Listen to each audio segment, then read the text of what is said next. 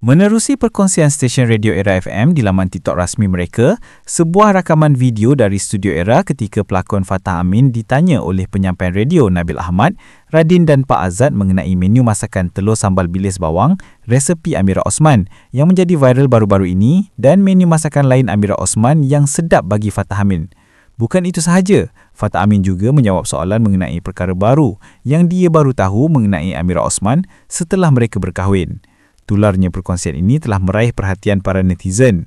Menjengah di ruangan komen, pelbagai reaksi diberikan oleh netizen mengenai perkongsian tersebut.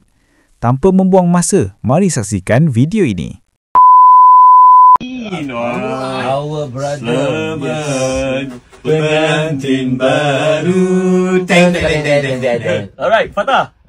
Menu yang dimasak oleh Kak Long. Lagu ini ditujukan khas kepada peminat Fatmira, bawang dan telur goreng. Bagaimana nak ku pecahkan telur ini? Alright, telur bawang yang viral dari Switzerland tak? Okey. Selepas telur bawang ni, apa lagi menu lain yang Kak Long masak? Okey. Okey, nak cerita pasal kenapa tiba-tiba benda tu boleh jadi viral. Ni kita cerita lah kan. Jangan ingat kita saja tak. Sebenarnya kebetulan masa tu kan Acha, manager saya, tengah buat live. Lepas tu kita memang Mira memang nak plan untuk masak lah waktu tu. Kebetulan waktu tu Acha punya live, dia nak masak juga dengan Mira Acha. Kan kita duduk satu ni ramai. Lepas tu tiba-tiba dia tinggalkan live tu. So saya duduk tengok live dia. Si Acha. Acha. Dia buat live tapi dia tinggalkan live. Lepas tu saya tengok ramai tegur Fatah apa semua. Saya layan jap. Tu dia tanya Kak Long buat apa. Itu yang kita plan tu. Itu dah cerita dia. Lepas tu tak sangka lah benda yang macam kita buat secara spontan jadi viral.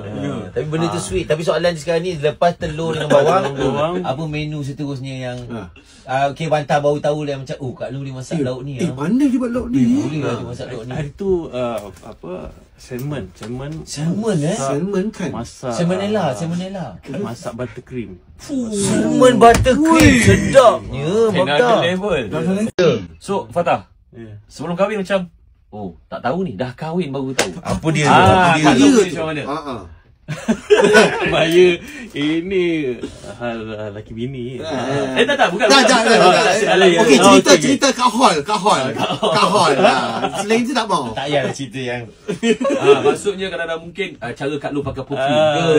Itu tak boleh, itu dalam tak boleh.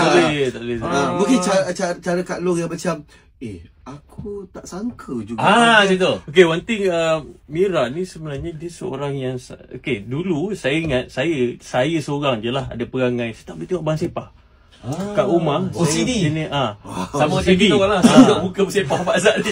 Lagi susah. Kita tak boleh tengok. Okey, so dulu awak ingat awak seorang je yang OCD. Sekali saya ni kalau jenis macam balik syuting tengok Bang Sepah malam pukul 12 tengah malam 1 pagi baru boleh keluar rumah. Sebab tak boleh tengok. Rupanya Mira pun ada perangai yang sama. So settle problem tu lah. Separuh-separuh lah. Kadang tak sempat kita nak gambar dulu. Itu yang kita nak. Tapi Alhamdulillah